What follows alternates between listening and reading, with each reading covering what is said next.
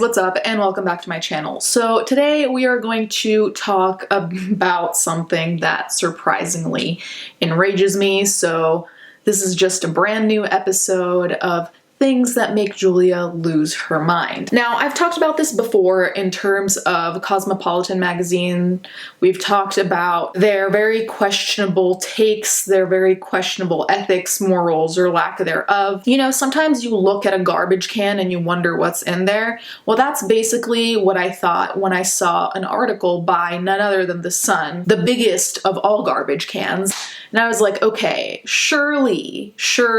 And don't call me Shirley. Airplane. They can't have a worse take than what I've seen before, because Cosmopolitan is bad enough and I didn't really think it could get a lot worse, although The Sun is trash. The takes I've seen are at the bottom of the barrel. Surely it can't get worse. And yet, here we are. I would suggest getting a stress ball, maybe like plates you can break, something you can throw, a wall you can punch through, just in terms of preparing for the absolute depravity we're about to experience. However, to begin on a more positive note, which does not require a stress ball, I did want to thank today's sponsor, which is Billy. Billy creates high-quality razors for a reasonable price. Not only does Billy provide a smooth shave, but the razor is also encased in charcoal, which is a great detoxifier. Also, you know how razors get clogged and you need to constantly clean them out within the same shaving session? Well, Billy leaves more space between the blades to avoid clogging. I personally enjoy Billy's razors because of the moisturizing element of the charcoal, along with the smooth shave that doesn't require multiple passes over the same spot. It also is great for harder to reach places like your ankles. Another thing I enjoy about Billy, apart from the very fair price point, is the fact that it gives a super clean shave, which gives you that sensation of extra cleanliness, which I really like. Of course, it also saves time because there's nothing more frustrating than having to pass over the same area over and over again and then not get the result you want. The price is just $9 for a starter kit, which comes with 2 blades, and then $9 for 4 cartridges whenever you need them. And it's all delivered at your door for half the price of a typical drugstore razor, but with better quality. You can get Billy's starter kit for $9 with shipping. Just click the link at the top of my description. Thank you, Billy, for sponsoring this video. As I mentioned prior, I think it's common knowledge that The Sun is trash, but every so often you just can't stop yourself from looking, kind of like when you see an accident on the side of the road, you just have to look. Turn up the cheat. All women should have an affair once in their life. It made me feel sexier and look younger. Now you might be thinking, Julia, haven't we covered this before? And the answer is yes. The reason that it's alarming to me is that not only has it become a relatively common theme for articles to talk about the pros of cheating, but aside from that, this was pretty recent. It was March 16th, 2021. In our year of the Lord and Savior 2021, still we have this depraved, deranged point of view being spouted out as if it's not really in its essence kind of psychopathic, because what you're saying when you're saying it's okay to cheat is that you're saying, hey, hurt someone's feelings, potentially traumatize them, and it's fine because we're women? If you think having an affair is an absolute no-go for you, think again. You are massively missing out. Nothing beats the buzz of sneaking around behind a partner's back or the rush of adrenaline from the fear of being caught in the act. It is laughable how they try to pass this off as like an adrenaline junkie type thing. Like, if you want adrenaline, jump out of a plane, drive really fast at one of those like tracks or whatever. But this for adrenaline, and the thing is, like, you're selling it as this fun, just whimsical, quirky little you thing. But are we forgetting the other person in this relationship? Most of these articles, as we know, are focused on hetero relationships. So here it's about women cheating and just discounting how the man is gonna feel. And it's like, you really are laughing and being kind of gleeful about hurting someone's feelings. Make that not sound psychopathic to me. Like, I really don't know how to make that sound like a normal person thing, because genuinely imagine another article being like, hey, talk shit behind your best friend's back. You'll get such a buzz from it. Ha ha ha. Would that sound normal to you? Would that sound like something you should do? Would that sound like something you should be proud of? Like, I'm confused. Every woman should try it at least once in their lives. More than a quarter of women who cheat feel more attractive. 22% feel younger, according to a study by Affairs website illicitencounters.com. Well, I'm glad Illicit Encounters, the king of all trustworthy information, has decided that you feel 22% younger. Why would Illicit Encounters lie about that? Would it not help their business to make people think that cheating is a good thing? So lying would also be a good thing? But no, totally trustworthy, great source, so glad you mentioned it. And that comes as no surprise to me. My affair made my skin glow and I felt both youthful and energized. I didn't need Botox or a gym membership when I had my bit on the side. I was in a steady but mundane relationship with James asterisk because the names are changed when my head was turned 4 years ago by a married man at work. It was not as though I was looking to cheat, but after a year with James, the initial spark had fizzled out. In the early days, he lavished me with meals in fancy restaurants, bought me flowers, and made me feel like the center of his universe. I'd never met a man like him who was completely obsessed with my happiness. The usual thing that I'm always gonna say is have the uncomfortable conversation. If your partner is not satisfying you in one way or another, in whatever realm, whether it's the bedroom realm, whether it's communication, whatever, have a conversation. You don't have to go after a married man. You don't have to cheat to get this weird kind of elation. You don't have to do any of that. You're doing all these extra steps before taking the first basic step, which is talk to them.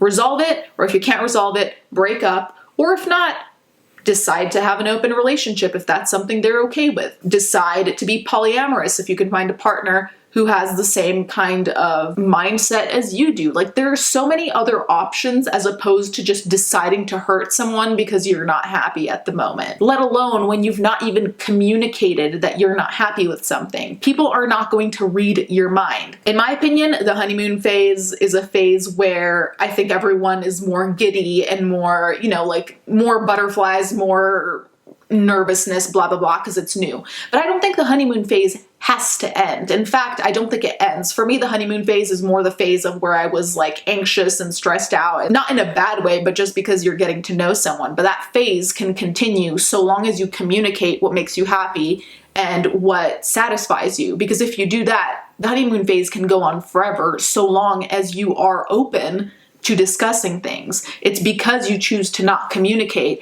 that honeymoon phase of the first year that she was describing died. It's because you stopped explaining what makes you happy. Now, obviously, I don't know who this James person is, but if you do not communicate and expect people to read your mind, it's not only not going to happen, most likely, but it's also toxic and shitty that you expect someone to know exactly what you want without verbalizing it, and then you don't verbalize it and just decide to go and cheat and then hurt their feelings for something you never even brought up to them. In what world does that make sense? Without warning, though, cracks began to show. I cannot put my finger on exactly when or why it happened, but the fun nights out became boring nights in and I felt invisible.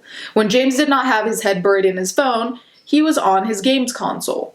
I was 38 and could feel my youth and confidence slipping away. I gained about 2 stone in weight, finding comfort in chocolate and cake, yet the more I tried to talk to James about how I was feeling, the more he clammed up. Now, we don't know to what extent she talked to him. Maybe she communicated everything, though it's very doubtful considering the tone of this article. But if you do communicate everything, and if your partner decides to not even try, leave.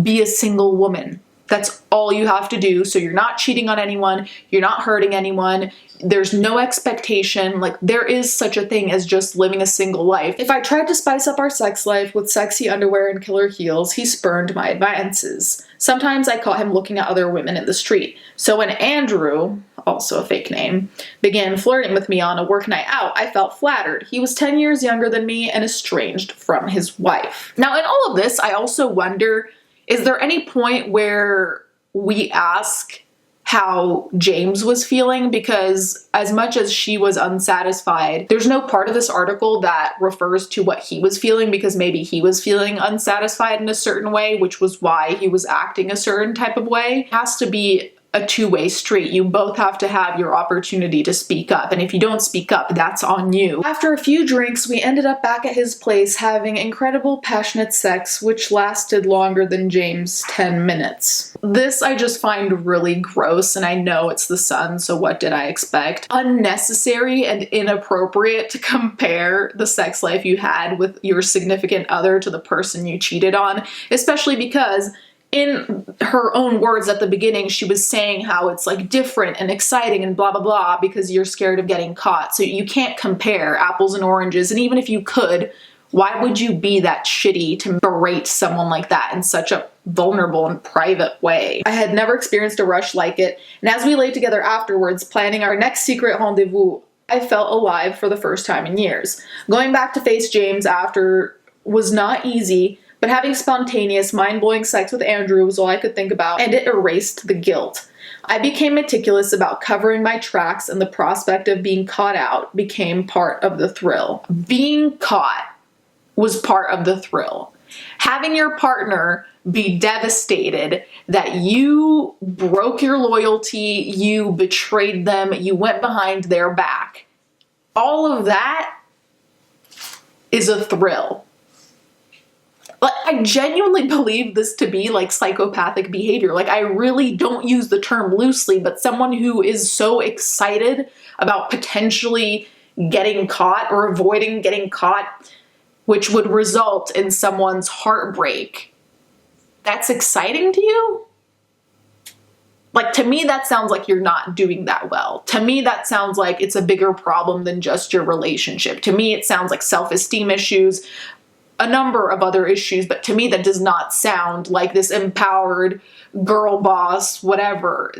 It doesn't. It sounds sad and desperate and disgusting. I don't know what of this is supposed to make anyone feel empowered or happy about who they are as a person. Andrew and I met up whenever we could without raising suspicion. I put a lock code on my phone so James could not check my messages, and I always made sure it was on silent mode. I even concocted a story about how I had enrolled on an evening dressmaking course so I could get out of the house. Another time I conspired with a friend who called me to arrange a night out while James was in earshot. Instead of meeting her, I went to see Andrew. This is the other side of this that I don't understand, is like, why are you boasting about this? Like, why is this a point of pride? Like, is this what you bring up when you go to cocktail parties? Hey guys, guess what? I'm in a committed relationship, but I really enjoy the prospect of potentially hurting them and breaking their heart. But it gives me such a thrill to just go sleep with someone who, by the way, is also married. So I just don't understand how this is something to be like proud of.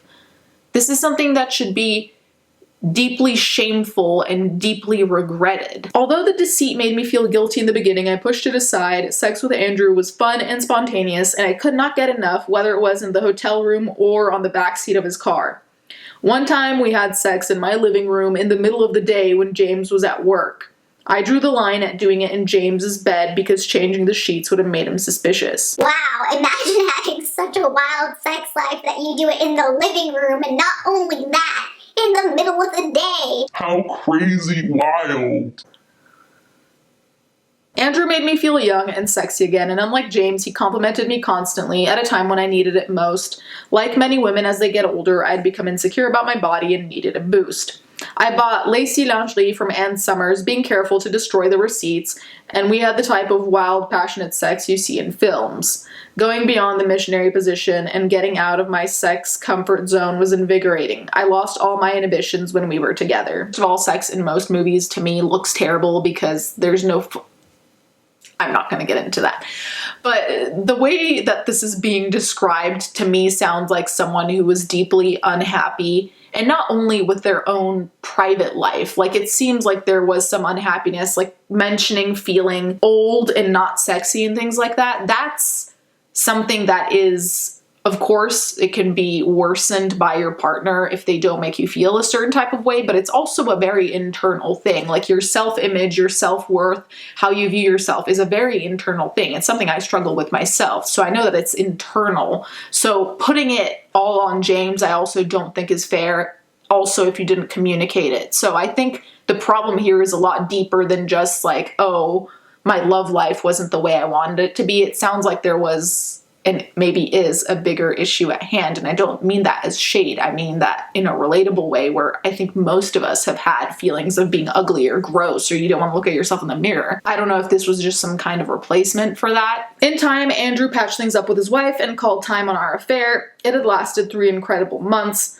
I missed the rush of endorphins, and by this time, my relationship with James was sexless and dead. 3 months on, and after 2 years together, James ended things too. He had no idea about my affair, or if he did not show his suspicions. Maybe he was getting his kicks elsewhere too. I did not fall apart when our relationship ended because my affair with Andrew had shown me I deserved better. Although I've been on dates since, I'm 46 now and still searching for the one, which has been tough during the pandemic and in a small place like Preston. Of course, I would much sooner be in a happy relationship with a man who fulfills all my needs and worships the ground I walk on, but I could not rule out cheating again. This is like the most insane thing to me, is that she cheated. She apparently got some crazy kind of high from cheating, and she says she wants to be happy with someone, but then she says she could cheat again. And my question is, what if the shoe were on the other foot? What if when you are in that happy, fulfilled relationship, someone, the person you're with, has the same mindset as you, and instead of communicating how you feel, they just decide to cheat on you? Is that going to be okay as well? Because the rules have to be the same for everyone. You can't decide that you can cheat and no one else can. So I'm just wondering, what are the rules then? Just wondering. So women, never say never to infidelity, because if you're being taken for granted and your fellow will not listen, then it is fair game. Men cheat all the time, so why can't we?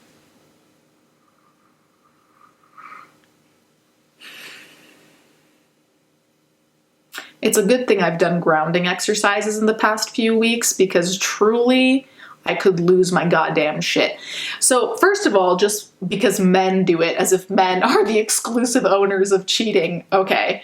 But aside from that, if you are in a relationship where you feel like the person doesn't treat you properly, or if you're taken for granted, there's this thing called conversations, and then there's this other thing called breaking up. So I don't understand this continuous push for staying in shitty relationships but cheating on the side as if it balances out. I don't know, and I'm annoyed. You guys can let me know what you think in the comments down below. Thank you guys so much for watching. Thank you to my patrons as always, and let's get right into the fan art.